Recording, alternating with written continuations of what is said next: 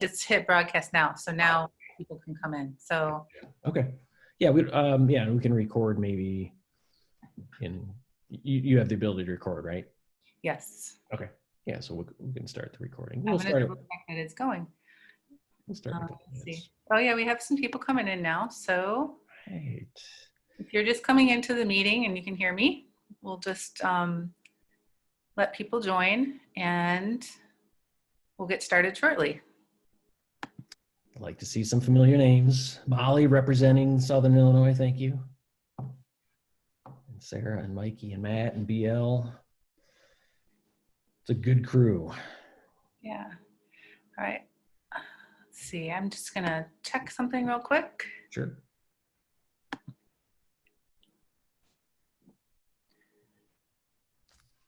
Looks like we got a chat. Oh, there's a hello from Molly. All right. So if you're just joining in, we're going to give it a couple more minutes just to let some more people enter the webinar. And we're so glad that you all have joined us so far. And Nancy, how do you want to, obviously we have the chat in the Q&A. Do you want people to use Q&A for questions, or you want to keep an eye on both, or folks can raise their hands if they want, right? I mean, you can, how about, we'll raise your hand or type something in the chat if you have a question to ask. Okay. If you all want to, you could check in now if you want and say what you're hoping to learn or something. Or we have thoughts. I know that some of the folks on here are seasoned cyclists, so there may not be so much as questions, maybe some or affirmation of some of the knowledge they already have. But we'll make this as interactive as possible. I don't think it's going to be a huge group, which is nice. So please do share your thoughts. I think we can go ahead and get started, Nancy. Okay. All right. If you wouldn't mind. We're recording now, right? Okay. Yes, we are. Excellent. Okay, so I am Nancy Broughton Munson from Elk Grove Village Public Library, and this was originally scheduled to be a live in-person program at the library for National Bike Month, and we've had Dave at the library before. Really great to have have the Friends of Cycling programs at the library. This particular program was done a couple years ago, was it? Yeah, it is. And a very good program that time. So we're happy to have him back again. And not only is, just in case there's anybody out there who doesn't know Dave already, but Dave is president of the Friends of Cycling in Elk Grove, which has been around for like 9 years. 9 years, yeah. And now also the executive director of Ride Illinois, which is like statewide advocacy for bicycling. So exactly, yeah. So I'll let you take it away now, Dave, and I will be here to help kind of facilitate questions. So please raise your hand or type your question in the chat area if you have a question, and Dave will be able to answer it. Great. Okay. All right. Thank you, Nancy. Welcome, everyone. It's Monday, I think. We're all losing track of the days, but last I checked, it's Monday.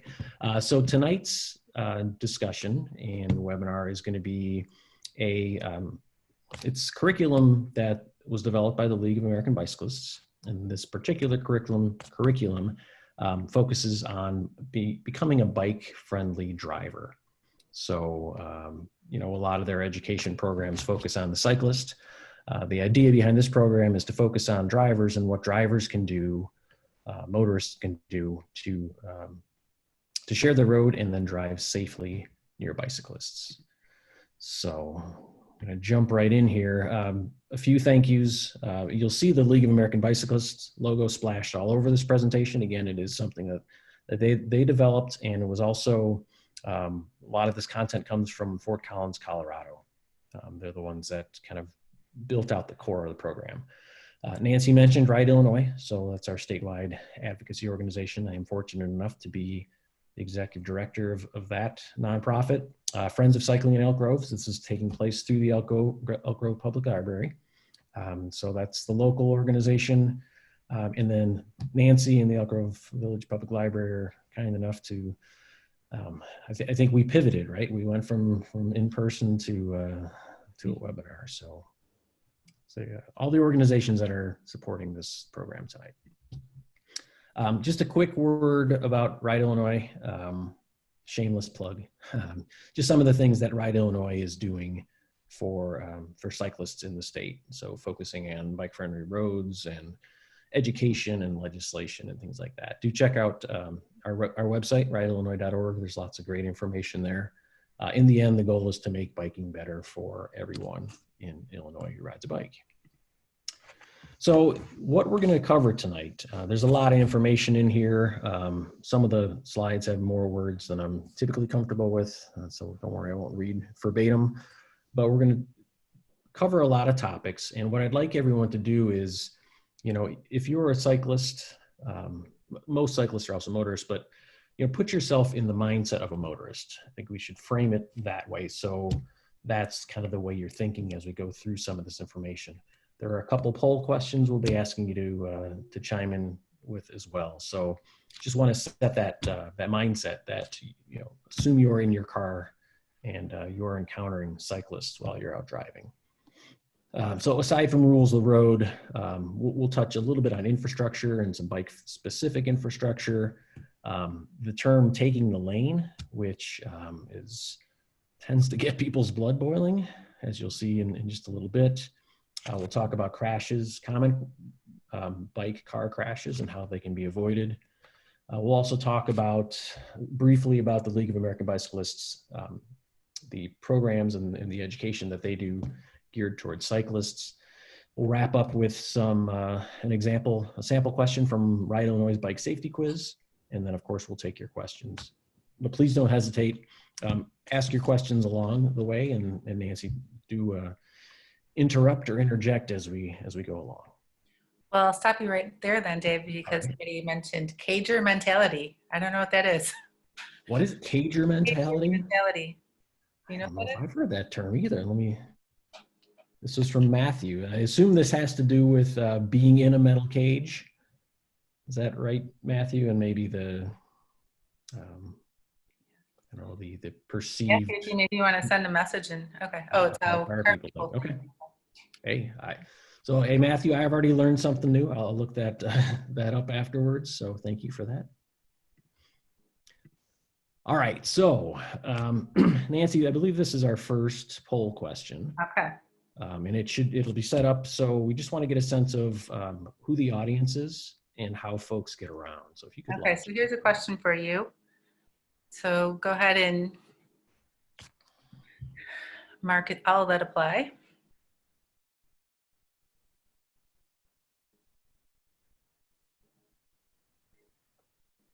There's no right or wrong answer. Okay, it looks like everybody's voted now. So let's see the results. So it looks like. Are you able to share? I think you can share. I'm sorry. Yes. Right? There you go. Okay, there we go. Thank you. All right. So yeah, we've got folks that walk and bike and drive. Public transit, I'm not surprised that that's a little bit lower, just because that's, you know, more popular in urban areas. So the nice thing is that the folks on the call tonight do get around multiple ways, right? And that, again, going back to that mindset, I think that's going to be helpful. And because you get around in various ways, you probably already have some empathy for others, or some understanding of those that choose to get around not in a car. Great, thank you. Let me all right, so I had to share this. This is an actual post, a comment. Someone shared one of Ride Illinois' recent digital ads, and it was specifically, this one was actually specifically about blind spots, yet He chose to share this and say, if you're in the middle of any lane with a sidewalk next to you, I'm going to make sure I hit you fast enough to fling your body on the misspelled, but sidewalk.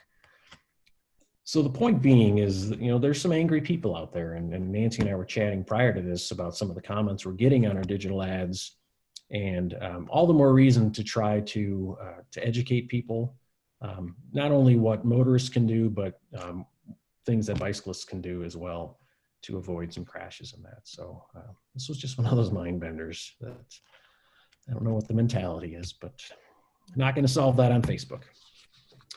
And what we want to share, and this is a great campaign, this was actually from Fort Collins, is that we're all people. So you'll see throughout this presentation that I'm not going to talk about bikes and cars. We're going to talk about bicyclists and motorists, okay? And to humanize a conversation or a comment, if it's on social media, whatever it is, if you can humanize it, that seems to take the edge off, because as these ads explain, we're all people. I can't read the text, but the guy on the left is, perhaps he's your dentist, but he's also a cyclist. And the woman in the middle is, a school teacher, but she's also a cyclist. So that's kind of the concept here, is that we're not vehicles, we're not, we're not metal, we're human beings, and we should respect each other. How long was that campaign? Was it recent, or it's these were from a couple years ago. Yeah, I don't know how recent. I'm gonna say in the last 3 or 4 years. All right, so let's talk just a bit about the Illinois rules of the road.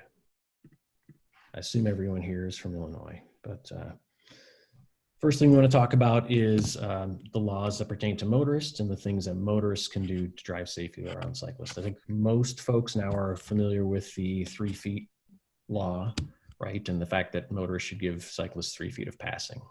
That's pretty well known.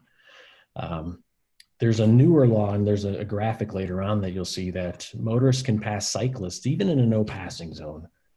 So when there's a double yellow, that is not necessarily a double yellow leading uphill, but on a double yellow on a flat, they can now pass a cyclist without the concern of getting pulled over.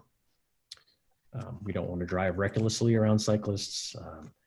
Bike lanes, that especially in Chicago, that's it's a hot topic because there's a lot of folks parking in the bike lanes, so we want to try to avoid that.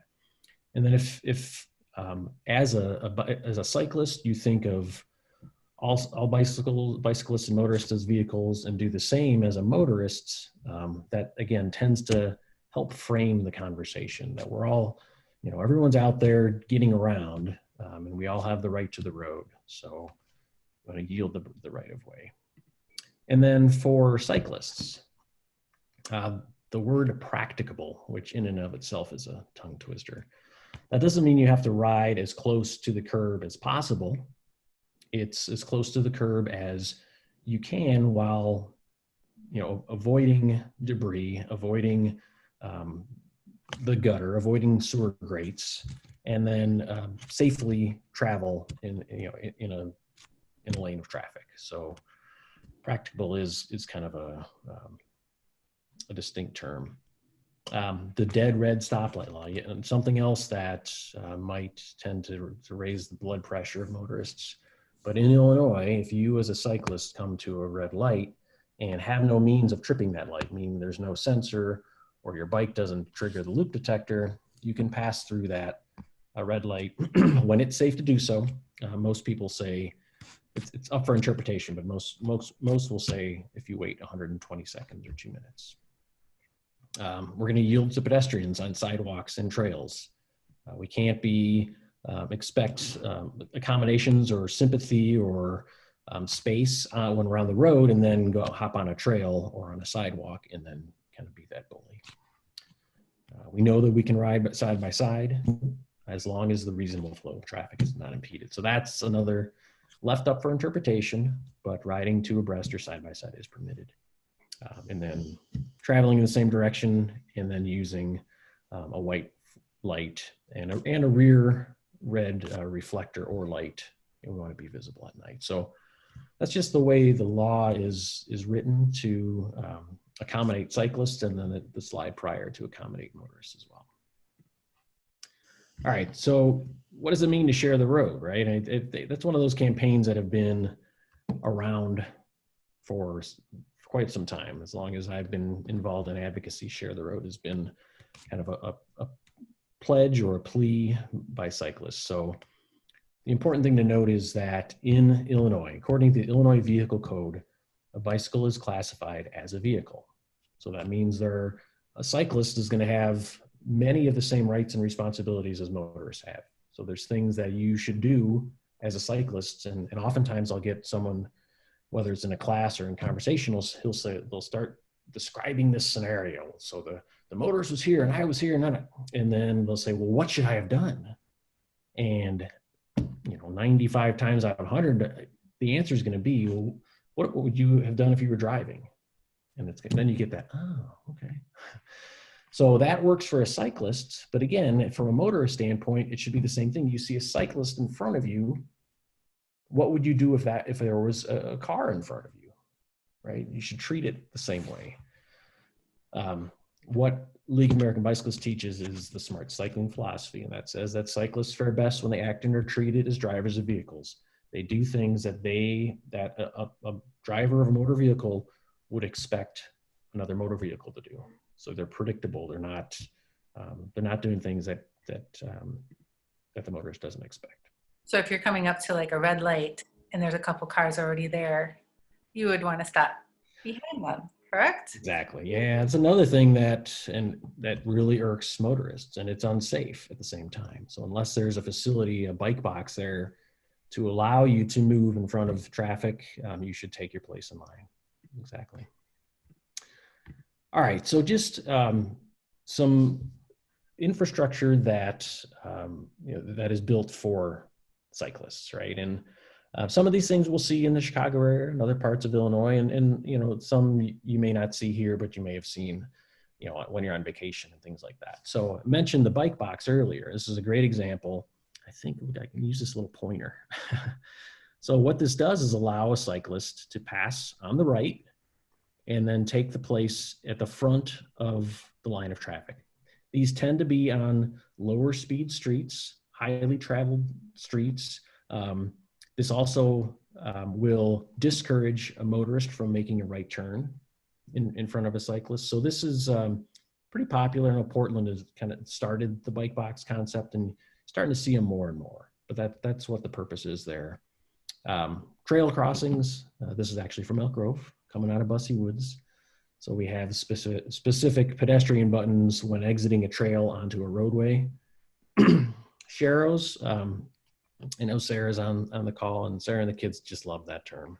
But the idea behind a sharrow is it shows a cyclist, well, it does two things. It communicates to a motorist that they may encounter cyclists on that stretch of road, that it's typically a designated bike route, but also gives the cyclist some idea of where they should ride. So in this example, the sharrow is further out in the middle of the lane because you could see the cars up ahead, and by riding a little further out, we're avoiding any potential dooring incidents. The motorist would open up a door and the cyclist would run into it. So effective and inexpensive. And then the bike signals, yet another example. Directional paint just shows cyclists where to ride. So in this case, it's out along a curve. And I expect all of you to be riding with your dog and your cargo bike here soon. So yeah, it shows the cyclists where to go. Side path. So here's a good example. This is up by Woodfield Mall. So separated from the roadway, tends to make cyclists feel a little safer because they're not on the roadway. Protected bike lanes. And there's all sorts of those. We won't go into all those details, but there's spacing between the bike lane itself and a travel lane or a parking lane. And then this is actually another Elk Grove example where this paint is meant to show the cyclist where to stop in order to trip the light. So just some accommodations that make it a little bit easier. So when you see these things when you're out driving, they're good indications that you may encounter a cyclist along the stretch that you're on. All right. So let me just make sure I'm getting all the notes that I wanted to touch on. Just some more examples here. The only one I'm going to point out, the ones on the right here. So contraflow lanes. So those show that a cyclist can go against the flow of traffic. Typically, these are going to be on one-way streets.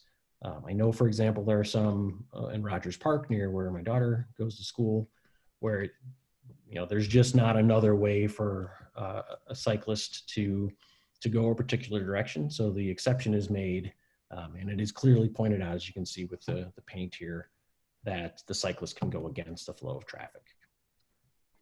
So that's an important example. All right, let's talk crashes, because really what we want to do is avoid crashes. I can't imagine anyone on the call is looking to get in a crash with another car or with a cyclist. So this data is from 2012. The local data is from 2012. So you can see from a legal standpoint who's at fault. So a little more than half the time, the motorists are at fault. Intersections are always going to be a dangerous place in a car as well as on a bike. So you want to pay particular attention when going through intersections, especially if you're in an area that has a lot of cyclists. And unfortunately, a lot are hit and run. So that's certainly not good. For the motorists, so failure to yield. So whether that's, and you'll see later on, a right hook or a left cross or something to that effect, that's very common. And I want to point out the riding against traffic. There was a period of time, it seems, where parents taught their kids to ride against traffic. And so in my observations, it seems to be folks of a certain age that I see riding against traffic more than others. That's the number one reason for crashes. Motorists simply don't expect to see a cyclist coming at them against traffic. So do keep that in mind and pay particular attention again at intersections. And guys, come on, we're involved in 64% of the crashes. So again, this is data. I mean, it is what it is. But pulled out a few highlights. And then nationally, and this is something I've spoken to over the years in teaching classes, that half the time it's a cyclist's fault, half the time it's the motorist's fault. Let's just throw that all out. Let's figure out, something could have been done differently. But in an argument or a conversation, you can't say it's always the cyclist. No, it's 50-50. So now let's do things as cyclists and motorists to avoid those incidents and those crashes. And then just a plug for helmets.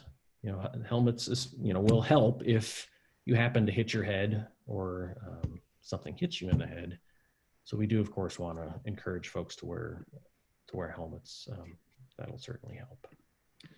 So the takeaway, as I mentioned, is that in most crashes, right, both people involved could have done something differently.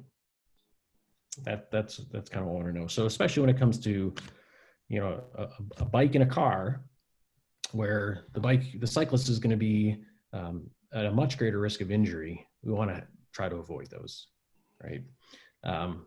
So what we're going to do for the next few slides is just talk about how to avoid some of the common mistakes that motorists make that lead to crashes with cyclists. Nancy, any questions or comments you wanted to call out? Yeah, so Tammy asks when new data will come out to find out what the new numbers are. Yeah, you know what, Tammy, there probably is. I can check with CDOT and see if they have some new figures. Of course, it tends to lag by a few years, but I'm going to guess that there is more recent data than 2012. I can check with the actually the CDOT, the Chicago Vision Zero team. Let me just jot that down. I have to say, personally, I think that riding against traffic is got to be one of the biggest misconceptions that cyclists have, or casual cyclists, maybe new to cycling or something, but right. I don't know. Yeah, and it's startling if you're in a car and all of a sudden there's someone where you don't expect them to be. Mm-hmm. All right. So question, and you guys can put this in the chat if you want. You can, talk to yourself. You can holler it out. But the idea here is this woman is riding in a bike lane, appears to be that it's not a contraflow bike lane. So if you're paying attention a couple minutes earlier, is what this woman is doing legal or not, given that it appears the traffic is going the opposite way?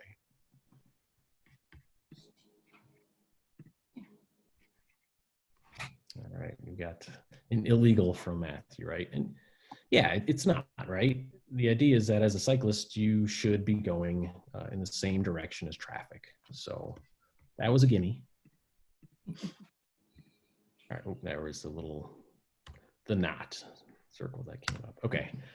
All right, so here's another common crash. So any right angle. In this case, you see that the cyclist is riding against the flow of traffic. And so now if this motorist is looking to make a right turn, is he or she expecting to see a cyclist there? And just not the case. So yet another reason. So in this is like the worst case scenario. It's at an intersection. The cyclist is riding against the flow of traffic, and the motorist is making a right turn, which means oftentimes they're just looking to the left to make sure there's no traffic coming through this way, right? There's been some stats out lately that touch on that. It's quite a few. I think the majority of motorists, tend to look just to the left to make sure it's clear. So all sorts of bad things can happen in that situation. And now, hopefully you guys can see this well enough. This is in a parking lot, and the cyclist here is traveling eastbound, not that it really matters. Well, I guess we have our compass rose, but again, riding against traffic. The motorist is just, coming out, they're done with their shopping or whatever, and they're looking to make a right-hand turn, which, going back to the other diagram, is very similar, right? So this seems a little dramatic, but the bicycle slammed into the windshield of the motor vehicle, right? And the result was, I don't know if this is stock photography or actually from that incident. So the idea is, well, what could be done differently there? And again, ride with the flow of traffic, not only from a visibility standpoint, but also from an impact standpoint. If a cyclist and motorist hit head on, there's more force, greater chance of injury. So yet another reason to ride with traffic. And then, the motorist should look all ways, right? You can't deny that the cyclist was in the wrong here from a legal standpoint, but at the same point, you don't really want to be in that situation, right? So perhaps taking an extra second to just make sure both directions are clear could have avoided that situation. All right, so now I want to jump to, again, a term that tends to make motorists blood boil, but I'm just curious, familiarity with the term taking the lane. Maybe just use the chat, if that's something you're familiar with, or especially if you're not familiar with it. I want to make sure that, all right, so Tammy is not familiar, good. All right, so looks like we have a mix. And BL says hi. Hi, BL. All right. A question too. It sort of fits in with this too, but if you want to. Oh, okay. Is the motorist generally found liable whether accident is their fault or the cyclist's fault? I can't say for sure, Barb. It's going to depend on the traffic or the report that is filed. We're fortunate to have Brendan Kevinitis, one of our sponsors, and he did a bike law session. And the point he made in that session, and this is a webinar you could go back and watch if you'd like, is that it's really important, really for all parties involved, to take photos, to get eyewitness testimony, things like that. So I don't know the answer to that question. We don't have a vulnerable user law in Illinois. Some states do, which automatically put that kind of burden of proof, if you will, on the motorist, because the cyclist or pedestrian is a vulnerable user, but we don't have that. So that situation will differ depending on different states. So it is very possible that the bicyclists could be legally liable for an accident, even though. Absolutely, yeah, absolutely. All right, so taking the lane, this is another one of those. You get a 50-50 shot. Is what these gentlemen are doing, riding around this turn, kind of in the center of the lane, is this legal or is it not legal? Maybe just go ahead and use the chat again. Give us your BL. I can find that information for you about the vulnerable users. I know League of American Bicyclists has that. All right. So So this picture, what are they doing? They're just taking the corner in the middle of the lane. Okay. yes. So it looks like we have kind of a mix. Sorry, I can't think and write down things at the same time. You have a mix here. And actually, so what these gentlemen are doing, it is legal. So cyclists can take the lane if the lane is not wide enough for a motorist to pass with at least 3 feet of space between the motorist and the cyclist. So that is meant to be a temporary maneuver, and especially around this turn here. Imagine if a car or a motorist tried to sneak by these guys, right? All sorts of bad things can happen. The car can hit the curb, causing damage to the car, could hit one of the cyclists. So the idea here, by taking the lane, and these guys are no more than 2 abreast. If this guy was out here, maybe you could argue it's not legal, but by taking the lane in this situation, completing the turn, then going back to the right third of the lane, if you will, or the right tire track, that's the safest way for a cyclist to maneuver that. That does cause a slight, delay for the motorists. There's no denying that. But in the end, the idea is that everybody gets to their destination safely. I want to show you, this is one of our videos here, and let me know, Nancy, let's see, is this showing the taking the lane window, or is it still showing a presentation? It's showing the presentation. Okay, so give me just a second here. Here we go. All right, how about now? Yep, we're good now. It is showing the right. It's got the screen. Yep, yeah. All right, so this is one of the ads that Ride Illinois has been sharing on social media. And, the sound may not be critical, but I'll just play this real quick.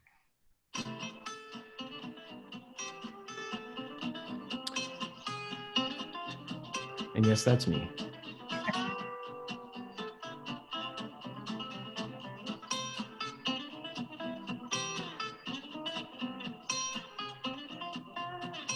All right, so you get the idea. So that's actually right near Bussy Woods, and there are curbs on either side, and there's just absolutely no way for a cyclist and a motorist or a bike and a car to fit through that at the same time. So the curb does end shortly after the video ends, and then I would get back into the right third of the lane. So yes, does that slow the motorist down? It does. Again, no denying. I recommend that when I teach that maneuver to cyclists, that they wave or thank the motorist that's patient, that waits behind them. Okay. The alternative is that the cyclist maybe hugs the shoulder, and then maybe a motorist sneaks by. But again, bad things can happen. But know that the intent there is not to anger the motorists. It's to safely get through that stretch and then move on down the road. All right, so just some reasons why a cyclist might take the lane, right? So safety is the #1 reason. Again, cyclists won't do it to anger motorists. Perhaps we're preparing for a left-hand turn, which you're not going to be able to make from the right third of a lane, and to prevent being buzzed or sideswiped.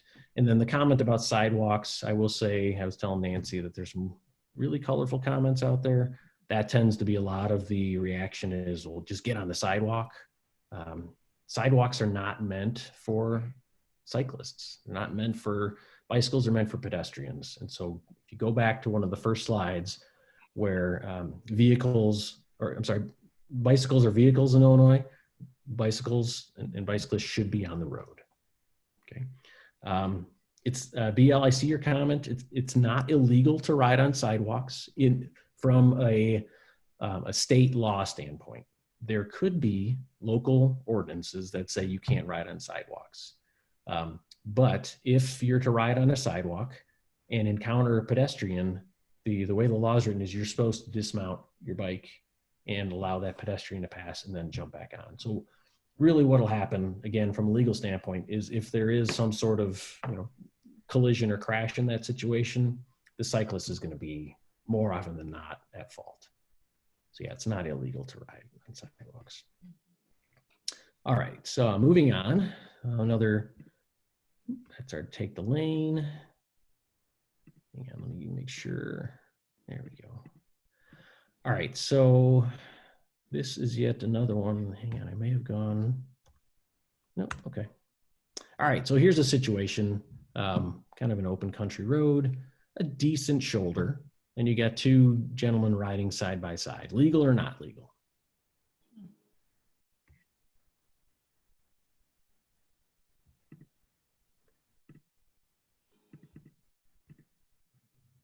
All right, we've got a lot of folks are saying it's legal. And yes, that is the case. So in Illinois, riding two abreast is permitted. And this is, I'm reading from the Illinois Vehicle Code, as long as the normal and reasonable movement of traffic is not impeded. So again, that's up for interpretation. Know that riding more than two abreast is clearly illegal, but the normal and reasonable movement, that's up to the cyclists. They need to be aware of that.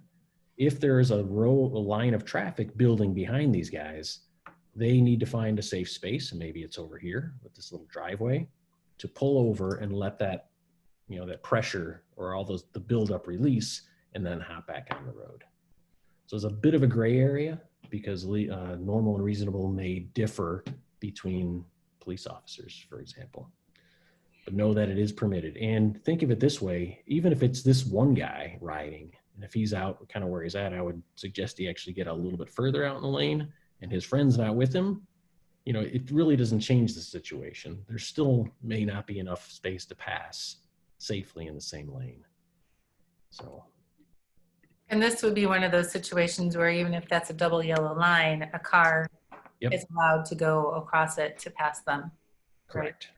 Yeah, and this is a great situation too because there's a nice sight line, so a motorist can quickly get past a cyclist, and do so safely and not take any chances. So just more examples. We see over the course of the winter. When you're sitting in your car, just take a look at the gutter and how much junk and debris and. I mean, you got to wonder, like, why is that giant bolt sitting there? And shouldn't the vehicle that had that, wasn't that important, right? So there's a lot of debris that's there. So that's not a safe place for a cyclist to ride. So a cyclist may move out into the lane and take the lane for that case. Mentioned the lane width earlier. That's certainly important. A substandard or a narrow lane, taking the lane is really the only maneuver. Visibility. If you're in the middle of the lane, you're more visible as a cyclist than you are hugging the curb.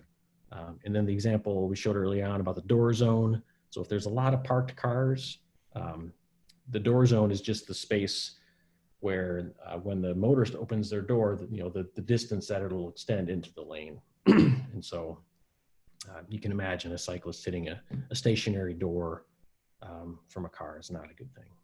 And again, it's not done to anger motorists.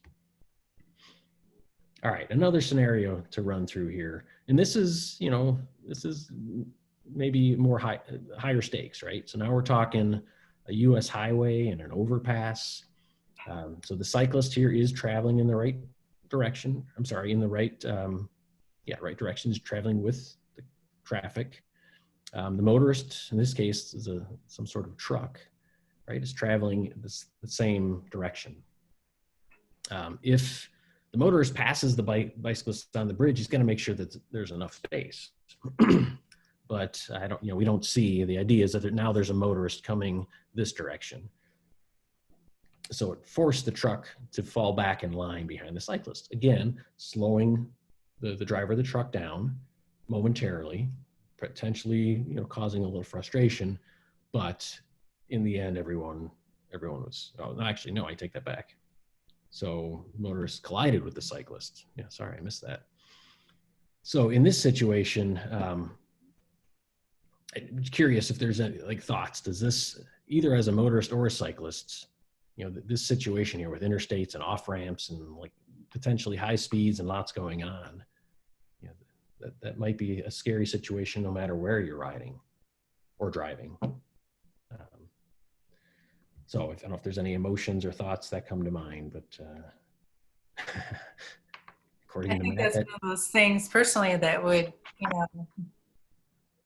limit my riding a lot. I would be planning my routes, so I avoided situations like this. yeah. Where, And again, this is Fort Collins.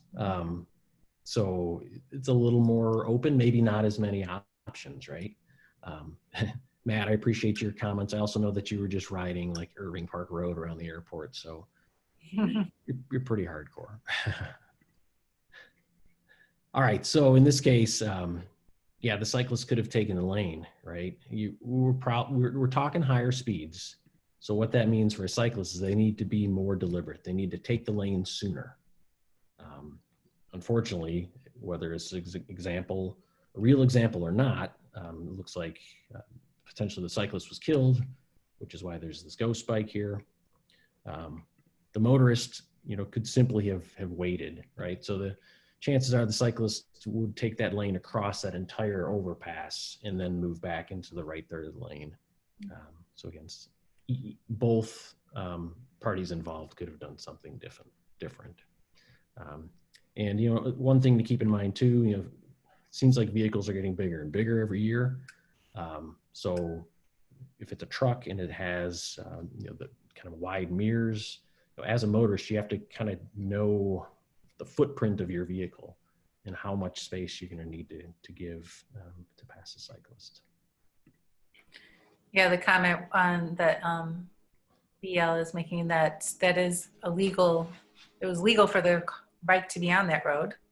It's not a highway, so as long as it's on a highway, yeah. Yeah, especially out west, there's places where cyclists can ride on interstates, just because that's the only way to get from point A to point B. Assume that the shoulders are wide enough that you're not actually in the travel lane. But yeah, I mean, unless it's a limited access highway, a cyclist can use that. Just you need to be a little more, little safer in your maneuvers, and then as motorists, you just need to be a little more patient and know that with higher speeds, worse things, the end result could be worse. Door zones we mentioned earlier. Really, this graphics is just showing, cyclists oftentimes like to be magnets to the curb. So a cyclist may see, hey, there's a couple open parking spaces, so I'm going to kind of swerve in there, but then swerve back out. And by that time, this purple car is right on top of the cyclist, and again, bad things can happen. So what we teach cyclists is hold your line, ride outside the door zone, and then just ride in a nice straight line. Again, to be predictable.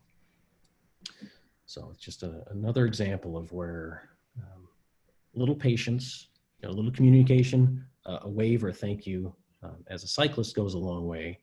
And of course, a motorist who is patient and willing to just kind of slow down a bit too is appreciated as well. This isn't the greatest image, but what I'm highlighting, I think you guys can see, I'm loving this little red dot. Can you see this, Nancy? Mm-hmm. Yep. Okay. So this is the bike lane, and it's adjacent to a parking lane here.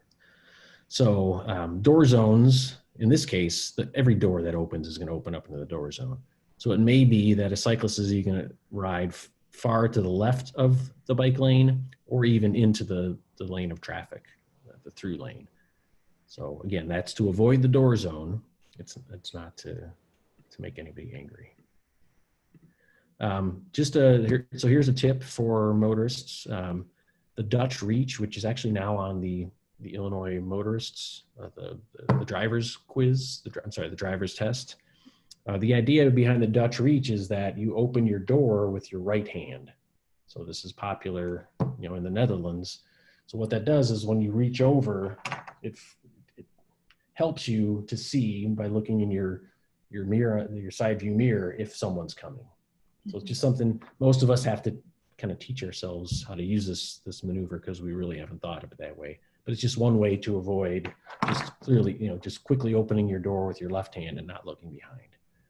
So hopefully we're going to see more and more that that's a kind of a knee-jerk reaction with motorists, and it'll result in fewer door-in crashes. All right, another example here. This is oftentimes called the left cross. So a cyclist coming up to an intersection, and the motorists misinterprets the speed, and there's a crash right there in the intersection. So another spot where a little patience can go a long way. And because I mentioned earlier, now we're it's a collision from different directions, that the overall force is greater, and so there does tend to be result in more serious injuries. Can I give full disclosure here? Yeah, sure. I had this situation happen to me the other day. Actually, this situation happened the other day. I was the motorist and was doing the turn on a yellow light. Okay. So I was, wanting to get my turn made before the light turned red, and didn't see the bike that was coming there, because he was all dressed in black. So I was like focusing on the, getting my turn made. Right. And he, it wasn't a collision, but it was a potential collision. And so he kind of gave me, some nasty signals. And I'm like, I'm sorry, I'm like, just quickly say, I did not see you at all. So I'm not saying that was his fault for wearing black. That was totally my fault, but. Right. But let's say what if he entered the intersection after it turned red? Like legally, he'd be at fault. But if you hit him, you'd feel terrible, right? So that's where, as a motorist, just taking that extra second, or being aware of the potential, right, is really important. So thank you for your honesty. All right, so avoiding the left cross. So again, just some tips. We want to just be aware that the more you drive around cyclists, the more aware you become. And the more and there are studies that show the more you ride, the safer motorist you become. Just because your perception of and your just picking up your surroundings, you're just more sensitive to it. I would just call out on this one. This is important here. If a cyclist is close to this, looks like a cab here, but it's a minivan or a van, and there's traffic, oncoming traffic, maybe wanting to make a turn, teach cyclists to stay a little bit further back so they're more visible. So that's the shadow of the vehicle that we just need to be conscious of. So there, again, two things: cyclists can position themselves in a better spot, and motorists can just be just kind of on the lookout for that. Yes, and Matt, definitely take the lane through just about every intersection. You want to take the lane to discourage, as a cyclist, you want to take the lane to discourage others' mistakes. All right, another one here. So this, again, is a double yellow. You've got cyclists this time in the shoulder, because it's a nice wide shoulder. These two drivers are giving plenty of space, but it's a double yellow. So is this illegal in Illinois? Is this legal or not? Maybe just a couple comments. Yep. So Molly's saying legal. Anyone else want to chime in? Legal. Yes. BL, it is legal. Yep. Again, in Illinois, right? The way the law is written is if the bicyclists are traveling at less than half the speed, you could see where maybe where the lawyers might come into play, right? But in general, yes, it's legal. This I would much rather see this than these motorists, passing in the passing lane, they're certainly being courteous there. And it's also legal because the cyclists are on the shoulder. That's legal in Illinois as well. All right. Yep, legal. All right, so just some tips. Again, you are a motorist, and some tips for passing the cyclists. This is the example we just discussed. Cross the double yellow. There's oncoming traffic. This is where patience comes into play. As a cyclist, I try to gauge kind of the reaction to motorists after they pass. If they have to slow down, do they gun their engine, or they just kind of go on their way? You kind of get a sense of what the reaction was there. And then as far as, when you're driving, wait till you get to see the bicyclist in your rear view mirror before pulling over. If it's a breezy day and someone's out on their road bike and maybe you're going downhill, cyclists can move pretty quick. So you want to give a little extra time before returning to your lane as a motorist, just to avoid any issues or collisions.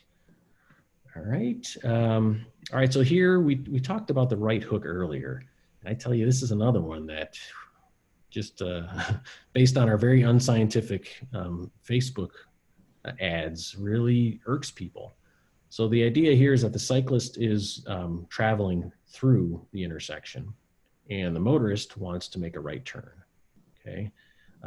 As a cyclist, I've learned to kind of listen for if the engine starts to rev, right? Is this motorist going to try to beat me to this intersection?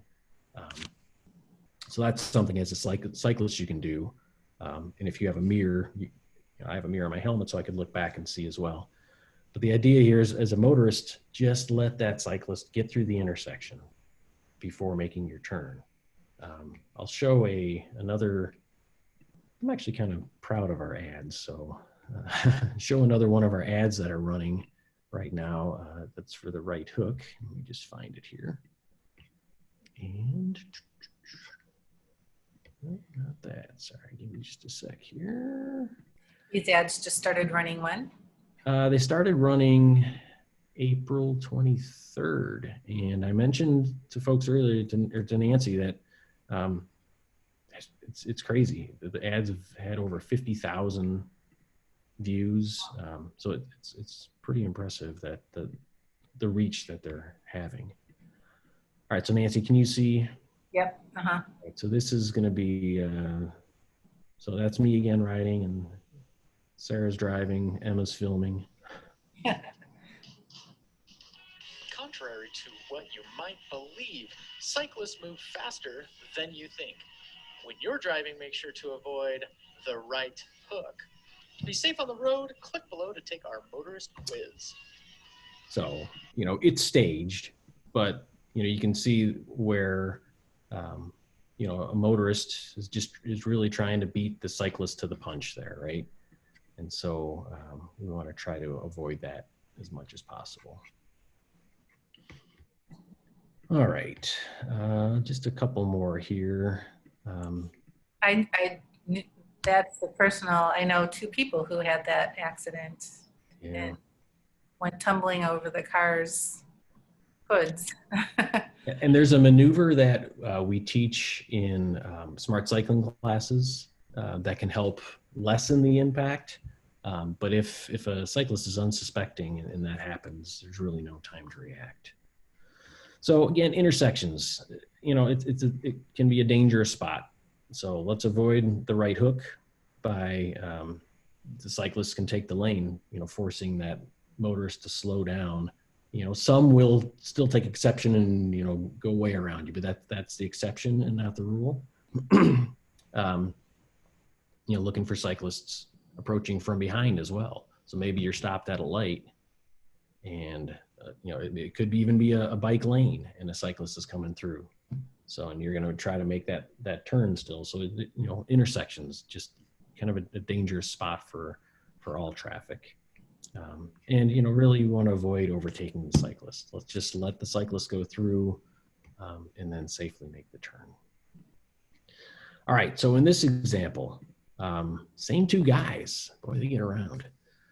So they're hugging the line here. Oh, Dave, wait, we're still seeing your video screen. Oh, sorry. Oh, new share. There we go. Thank you. Now you seen it? Yep. Our two friends. Okay. So they are riding, hugging the line. The motorist doesn't want to pass the double yellow. So legal or not legal?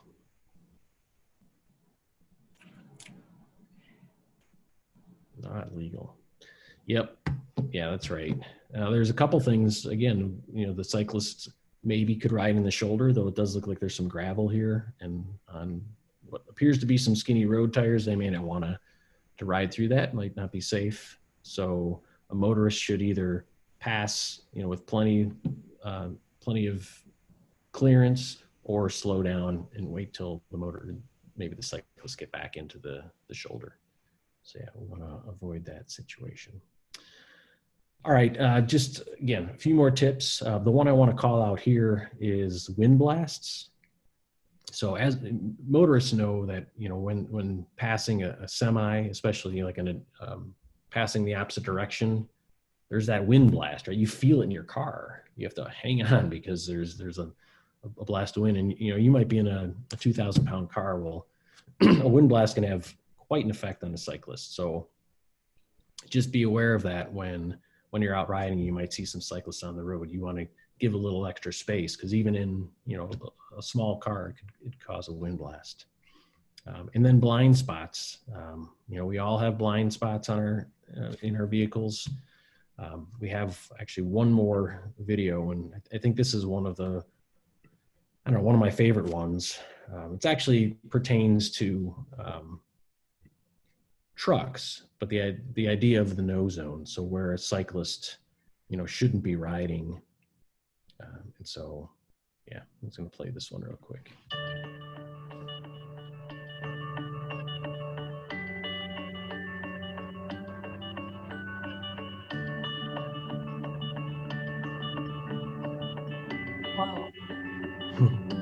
Wow.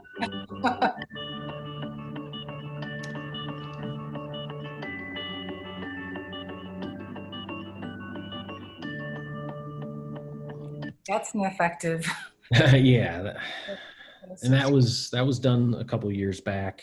We actually include that in the bike safety quiz, but that kind of over accentuates, right, or overemphasizes. But there is every vehicle is going to have some blind spots. All right, just a couple more things to run through here. Groups of cyclists. This is another one that tends to raise a motorist's blood pressure. But if it's a race or an invitational, oftentimes you're going to have cyclists riding certainly more than two abreast here. Hopefully there's some plans by local authorities to divert traffic, motorists onto another road. Not always going to be the case though. So in this case, there's something again that the motorists can do as well as the cyclists. The motorists are going to have to be patient and maybe just tap a horn if need be. And cyclists should really get no more than two up. So this is oftentimes kind of the worst case scenario, because there's just so many cyclists and not a lot of space for them to. But there's enough space to share, but to string out two abreast ends up taking up quite a bit of space. Just some other situations which would limit the visibility of motorists. Distracted driving, of course, I think we're all familiar with. It's not being something wise to do. The sun glare and then the fog, I still, you hear it on the traffic reports, typically this time of year, the sunshine delays going into the city, right? The same idea, right? If you see this out of your car window, you're going to slow down because you may not see vehicles in front of you. Well, that's also a time where you need to be slowing down in order to make sure there's no cyclists in front of you as well. Fog, that's obvious. The illegal courtesy. So this is something that most cyclists encounter, and I would encourage motorists to not do. So what that means is, when, let's say there's just a four-way stop, it's kind of a simple situation, and a motorist gets there first, and then the cyclist gets there, and then the motorists will wave the cyclist through. while that's nice, right? If there's other people at that four-way stop, it's just going to cause confusion.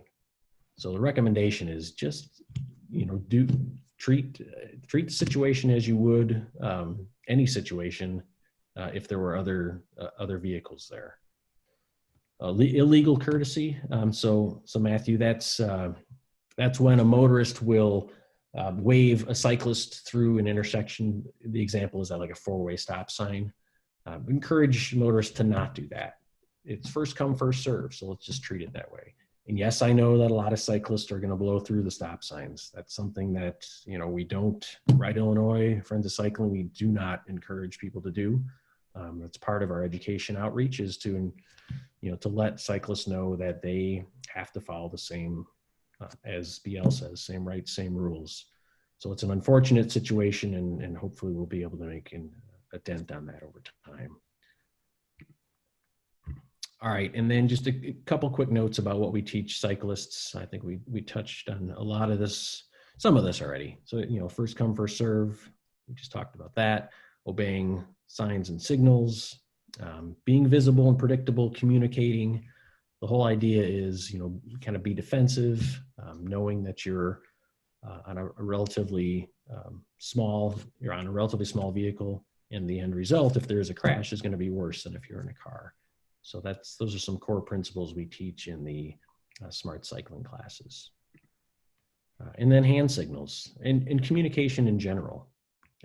This means a whole lot. If a cyclist communicates with a hand signal, as a motorist, you're going to appreciate that.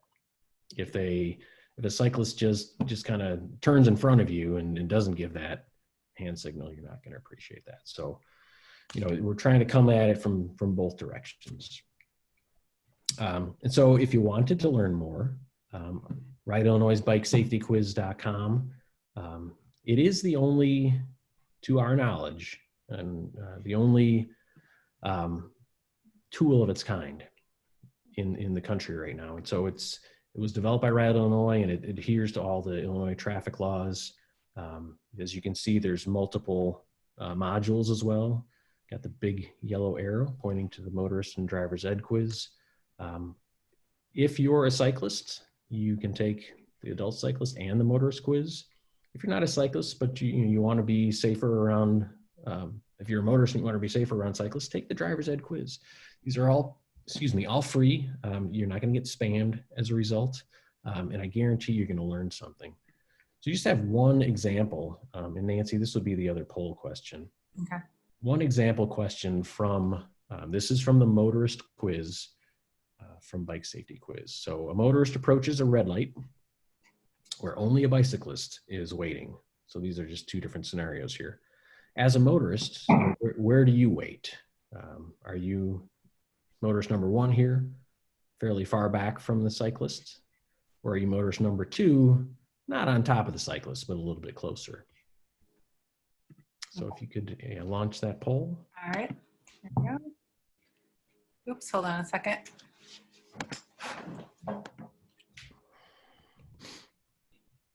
Okay. Yeah, so if y'all wouldn't mind just chiming in, there should be the poll that you can answer now. And the point of sharing this particular question is kind of the thought-provoking nature to it. How are we doing on input, Nancy? We had 8 out of 12, so a few more people to vote. 10 out of 12. That's probably enough. Okay. All right. Okay, so I'm going to end the poll now. All right. And here was where we ended up. Oh, okay, interesting. All right, so again, the point of this question was just to introduce the idea that the questions on the quiz are going to get you thinking. So the fact that we're 50-50 on this one, the correct answer is actually number 2 here, closer to the cyclist. So number 1 is very common, and this is a very courteous motorist who doesn't want to crowd the cyclist, wants to give plenty of space, doesn't want to appear intimidating. Number two, again, is not on top of the cyclist. You know, there's some space between there, but by being closer to the cyclist, there's a greater likelihood that whether there's a sensor on top of the street light or, you know, the traffic signal would pick up the car, or oftentimes you can sometimes see them. They're called loop detectors that are in the concrete or in the asphalt, or sometimes they're buried underneath. But by the motorist being closer to the cyclist is going to increase the chances of tripping that light for both the motorist and the cyclist. So yeah, so the correct answer in that case is number two. So again, it's just a teaser. There's plenty of other good questions on there. So just to kind of wrap up here, a few takeaways. And number one, I think first and foremost, is that the folks that you encounter when you're out on the road, whether you're driving, whether you're riding, you know, whether you're walking, we're all people, right? And we have to keep that in mind. Yes, there are things that people doing, you know, different modes, they might do things that are frustrating, but in the end, we're all people. You know, we can all get along, and we need to treat each other humanely. By treating a bicyclist as a driver of a vehicle or a bicycle as a vehicle, that can help kind of give perspective when, as a motorist, you're out there and you encounter a cyclist. So they may do things that you don't think are necessarily correct, but if the cyclist is doing what's correct, they're kind of keeping everybody safe in that regard. Both road users, you know, we want to avoid crashes. Again, nobody wants to be in a crash, so let's keep that in mind, and hopefully picked up a couple tips tonight about avoiding crashes. Again, intersections, very, very dangerous place. Statistically, there's a lot of crashes that happen there. For those that said that they hadn't heard the term taking lane, hopefully that makes a little more sense. Again, just not only the term, but the reason why cyclists may do that. The 3-foot rule, I would say 3+. Obviously, you can get a little bit more. That's particularly important. There was one example I saw. Folks may have seen it on social media, where they showed the example of a person waiting for a commuter train. So picture a metro train, and they show the yellow strip where you're supposed to avoid, right? And so even if you stand just outside that yellow strip, and let's say it's 3 feet, when a metro train flies by at 50, 60 miles an hour, it's pretty scary. So it's kind of the same idea. If a cyclist is going 15 miles an hour and a car is going 65, it can be scary to a cyclist. And even if you cause a cyclist to crash after the fact because of, you know, being intimidating or too close, a motorist can be found at fault. Do complete the motorist quiz. Again, it's free. Please share that with others. We're getting quite a few people taking the quiz now, in part because of our ads, in part because of the time of year. And let's all do our part to make our roads a little bit safer, slow down a little bit, and just be a little more patient when around others. Dave, someone asked, couldn't this be implemented as part of the Illinois driver's test? And I mean, like this whole module for like learning, yeah. Is that ever? So Ride Illinois, and I don't take credit for this, but Ed Barsati has done quite a bit of work with Secretary of State. There have been some questions added. So the right hook, I'm sorry, not the right hook, the Dutch reach, for example, was one that was added. There's the 3-foot passing. There are a sprinkling of questions that are on the driver's test, and could more be added? Absolutely. And should more, you know, it's something that we'll continue to talk to them about. You know, as cycling becomes, the statistics are showing it's becoming a more popular way for people to get around for transportation. That's only going to help to validate the effort and the need to, you know, really modernize that test. So yeah, BL, that's the hope, is we can get more information on that driver's test. In the meantime, we've got, you know, the motorist quiz and bike safety quiz. So we're hoping to fill the gap that way. And with, you guys posted on your Friends of Cycling in Elk Grove page an article about how in this current coronavirus pandemic that bikes have become the new toilet paper, and that there's Right. so much demand, can't get your hands on a bike. So I we'll see a lot more on the road. I know Sarah was trying to shop at the local bike shop the other day at 7 Mile. They said they're very low on stock. I made a stop at Target today and just happened to notice they didn't have any bikes. So yeah, there's a kind of a renewed interest. And so then from a motorist standpoint, you're probably going to encounter, some some fairly new cyclists. So, it could cause even more dangerous situations. But at the same time, if motorists are just kind of aware of what they might encounter and are a little bit patient, we can help avoid the headlines. So just kind of wrapping up here. Again, thanks to the Elk Grove Public Library. Great content from League of American Bicyclists. You can check out their website at bikeleague.org, and then hopefully you can see the Ride Illinois Friends of Cycling and then the public library websites as well.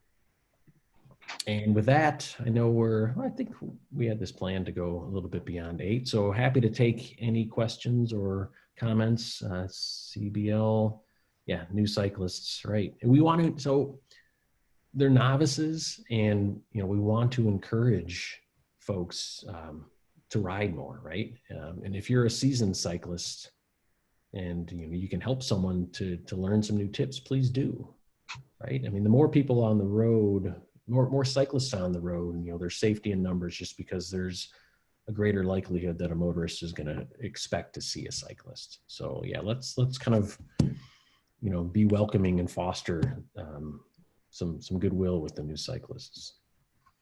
So this the bike quiz is something that we could all kind of promote on our own Facebook. Sure. Yeah, and it's very easily duplicated and customized. So for example, if Elk Grove, that's something I've spoken with folks in the village before, if we wanted to have a specific copy of the quiz for Elk Grove just to see how many people took it, or to use it to then offer a raffle prize or something like that, we'll slap the Elk Grove logo on it, call it Bike Safety Quiz for Elk Grove, and send the link out. And then it's a Google form, so it's very easy to see the results of people that take it. So yeah, so if in your community, or it could be a workplace, if you want custom quizzes, absolutely, we can make that happen. All right, Matthew's got a comment. I'm writing, I saw a number of people writing the wrong way. I wanted to say something. I know it's tough, right? I've done that, Matthew, and I've said, and it's like I try to choose my words. And I kind of say, it's just dangerous, right? And you don't know how someone's going to react. So maybe take a softer approach and just say, hey, I saw you riding against traffic. It's really a dangerous thing to do. And some are going to say, I've been doing this all my life, I'm fine. But maybe you'll change someone's mind. Yeah, don't want to go into long. You want to talk physics and all that? It's very intuitive. They think that I can see better, and yeah.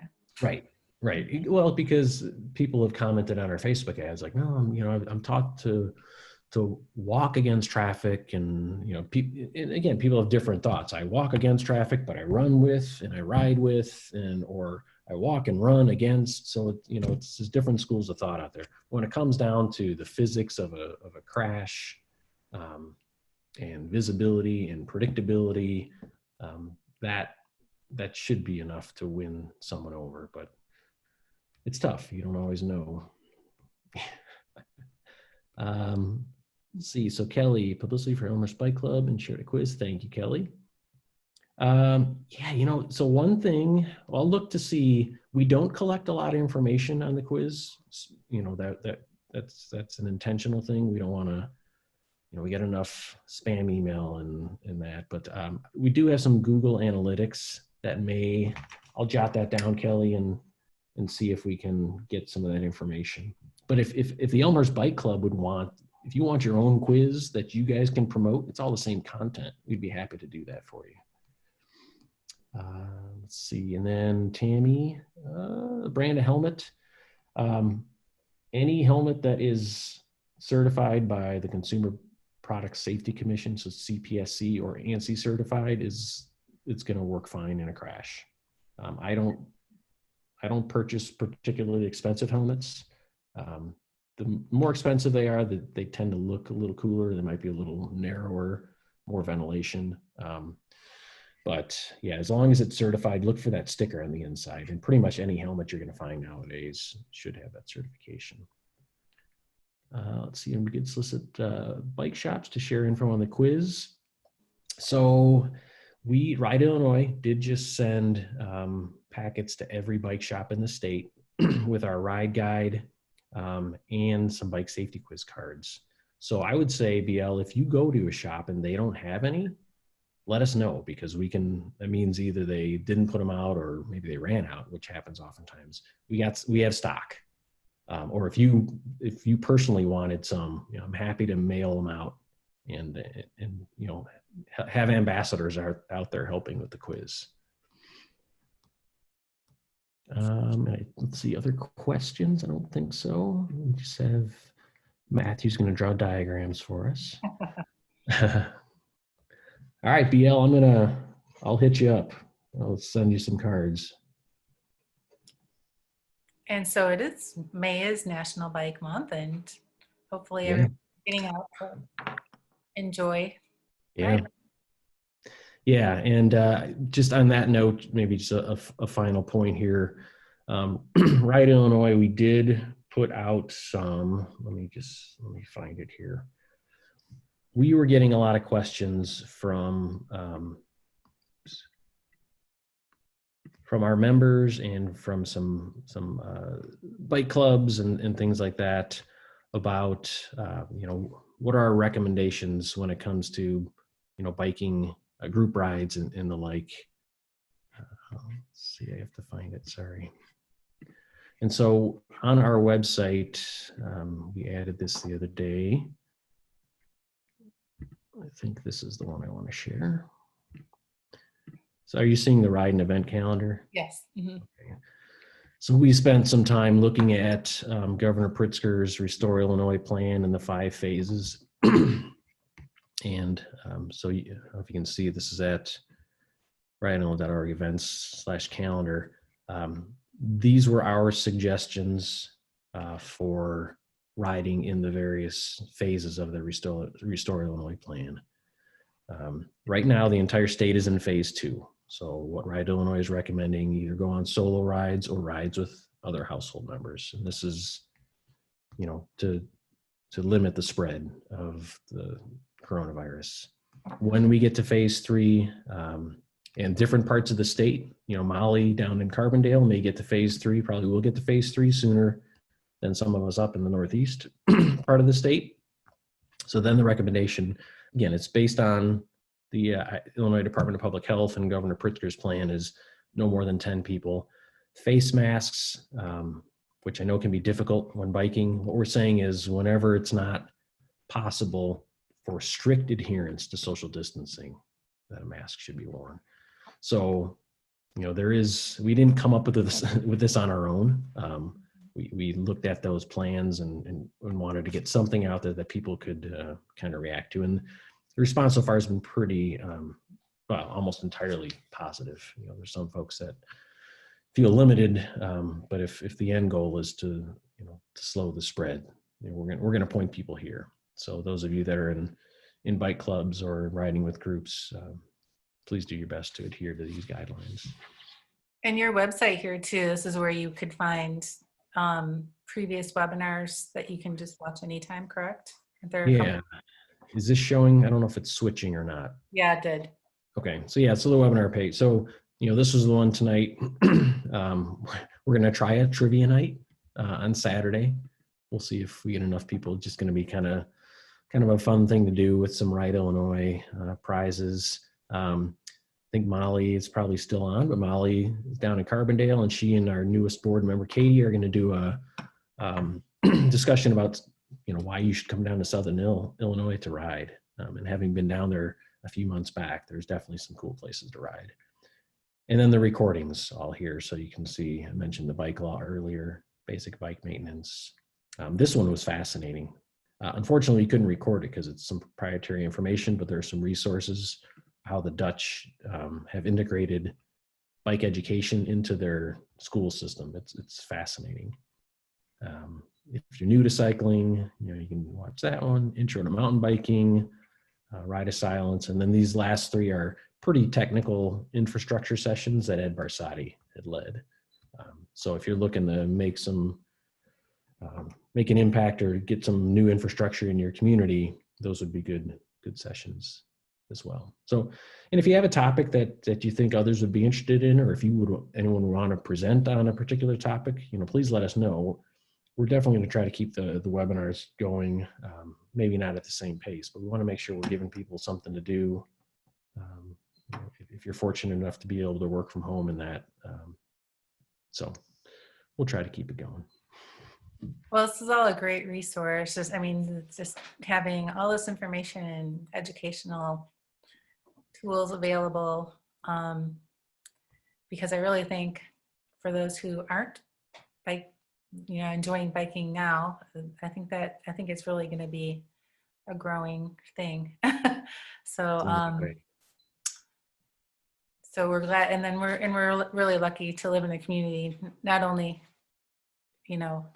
where we've had the impact of Friends of Cycling in Elk Grove, and you and all your advocacy for creating a more bike-friendly town. And so, and I know we're not alone in the state, but it's just great to have that.